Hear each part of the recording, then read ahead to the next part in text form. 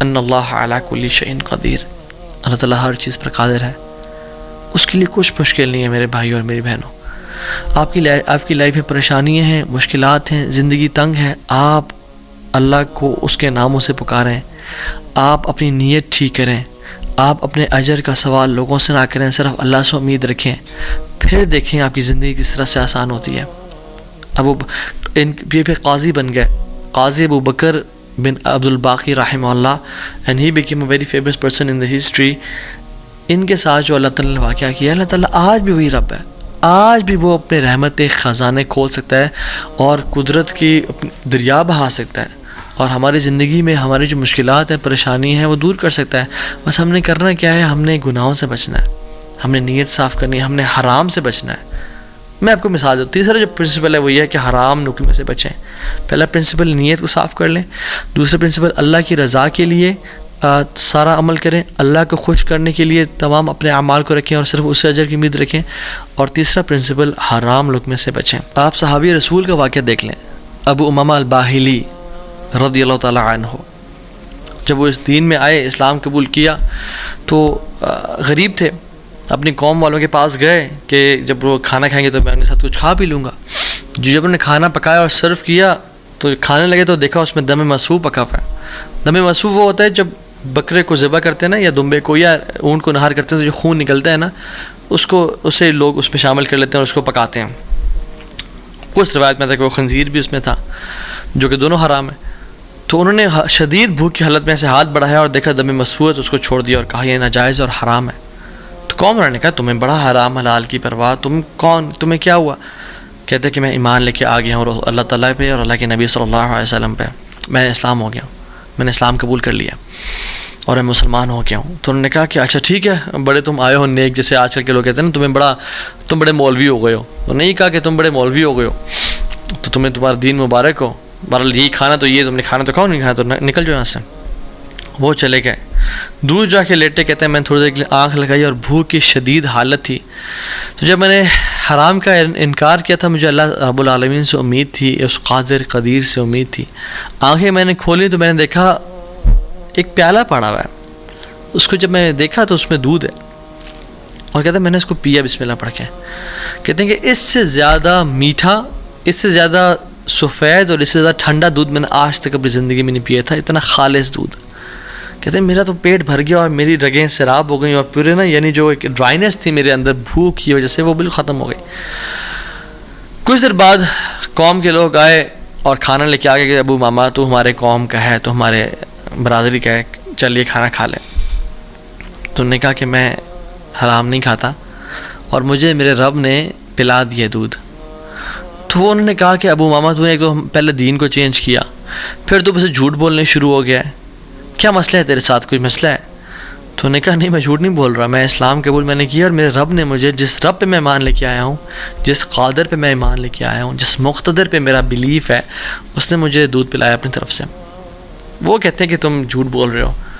تو خیر ان میں سے جو ایک شخص تھا وہ آگے بڑھا اور ان کی شرٹ کو اوپر کیا اور ان کے اسٹمک کو دیکھا کہ کیا یہ فل ایمٹی ہے یا اس میں کچھ ہے، تو نہیں وہ شاک ٹو ریئلائز کہ اٹ واز فل۔ اور جب ان کی انگلیوں کو دیکھا تو اس میں ان کا ہوگا ٹیکنیک کوئی بھوک کو نوٹس کرنے کے لیے، تو دیکھا انگلیاں فریش تھیں، تر و تازہ تھیں۔ وہ بڑے حیران ہو گئے اور انہوں نے کہا کہ یہ تو نے کیا کیا، یہ کیسے ہوا؟ تو انہوں نے کہا کہ جس رب پہ میں مان لے کے آیا ہوں نا، اور میں نے حرام کے لقمے کا انکار کیا ہے، اس رب نے مجھے دودھ پلایا ہے۔ اور ابو امامہ الباہلی رضی اللہ عنہ کی یہ کیفیت کو دیکھ کے ان کا سارا قبیلہ انہوں نے اسلام قبول کر لیا۔ تو اگر ہم حرام کا انکار کرتے ہیں اپنی زندگی میں، we make it a point کہ حرام لقمہ ہم نے نہیں کھانا، تو اللہ تعالیٰ کس طرح سے اپنی قدرت کے مناظر ہمیں دکھائیں گے۔ دیکھیں حرام بھی ہم کمائیں اور پھر بھی اللہ سے امید کریں کہ اللہ قدرت کے مناظر دکھائے، جھوٹ بھی بولیں، 500 کے پیچھے، 1000 روپے کے پیچھے جھوٹ بولیں، یہ کہیں لوگوں کو جی دیکھیں میری تو پہنچ یہ 1000 روپیز ہے، اور حالانکہ وہ پہنچ ہوتی ہے 500 کی یا 600 کی، تو بندہ کچھ پیسے کے لیے جھوٹ بولے اور پھر کہے اللہ تعالیٰ قدرت کے مناظر بھی دکھائے۔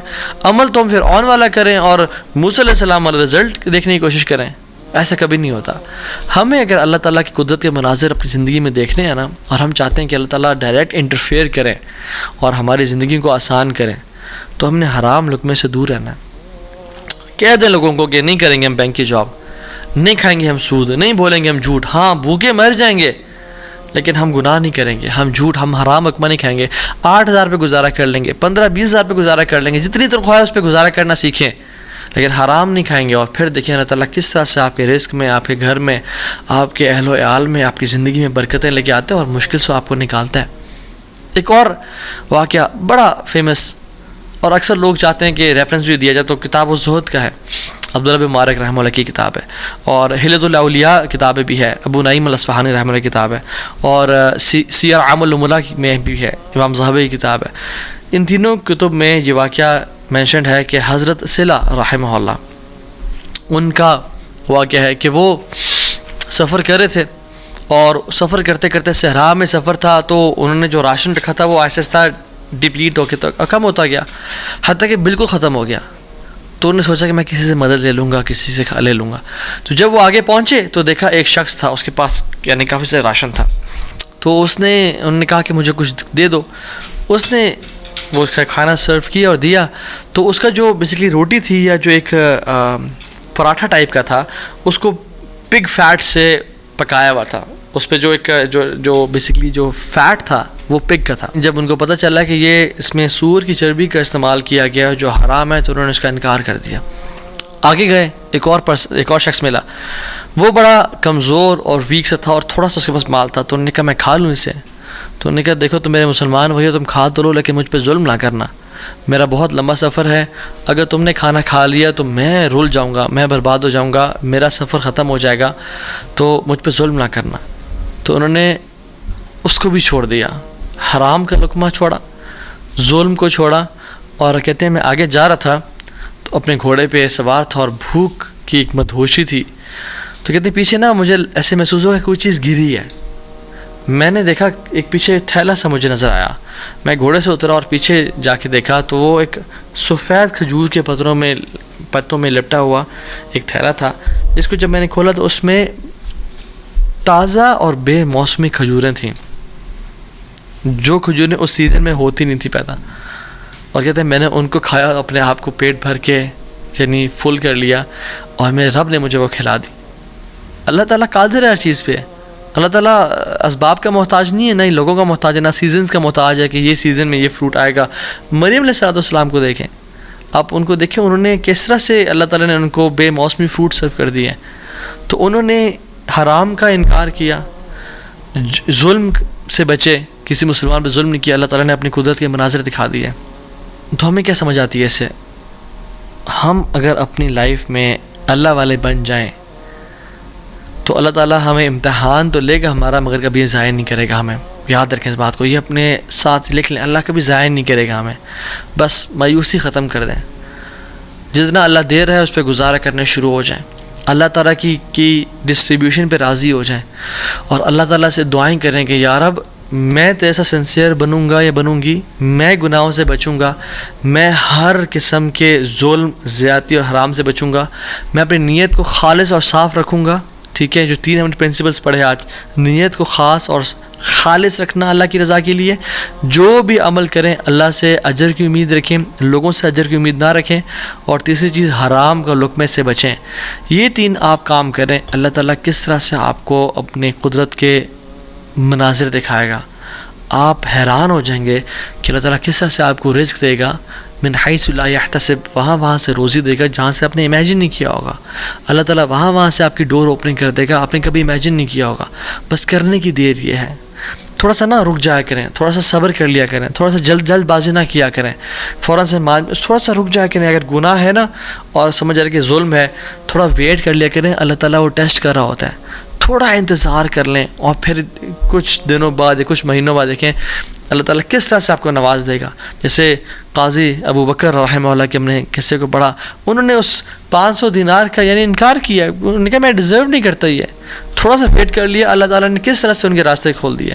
اور آپ باقی بھی اپنے واقعات سنیں کہ اگر ہم تھوڑا سا ویٹ کر لیں, اللہ ٹیسٹ کرتا ہے انسان کو کہ یہ ابھی اجرت اختیار کرتا ہے, ارجنسی میں اس چیز کو لے لیتا ہے اور حرام کما لیتا ہے, فوراً سے ایزینس کو پسند کرتا ہے, یا میری رضا کے لیے تھوڑی سی انکمفرٹیبلٹی کو پسند کرتا ہے, اور پھر میں اس کی لائف کو آئندہ آنے والے دنوں میں کمفرٹیبل بنا دوں گا.